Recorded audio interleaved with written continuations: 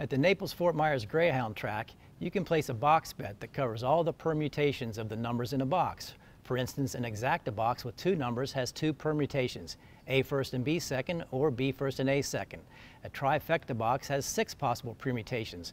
A trifecta box with 5 numbers has 60 possible permutations.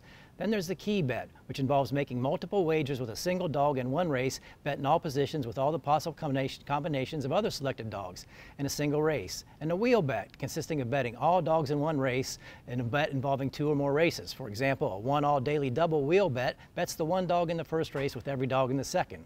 Confusing? Of course it is, but it's still clearer than the status of gaming in the state and perhaps the future of the dog track itself as the Florida Legislature reaches the halfway point of its annual session. On Wednesday, the House was set to vote on its version of gaming legislation. The Senate has already approved its own bill, one separated from the House version by several lengths. And coming up strong on the outside is the Florida Supreme Court, which still hasn't ruled on a pivotal case it heard in June, the results of which could bump the entire issue off track. Dog tracks want slot machines. The Seminoles don't want them to have them. Trying to strike a balance is the challenge. The compromise will likely make no one happy. This is the second year in a row legislators have tried to find an answer.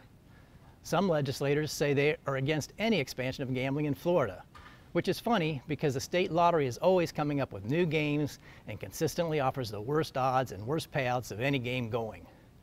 People like gambling. For proof, look no further than the popularity of fantasy football and NCAA tournament pools. So whatever the legislature comes up with, people are going to find a way to lose their money. At least the state ought to be able to figure out a way to get a piece of the action.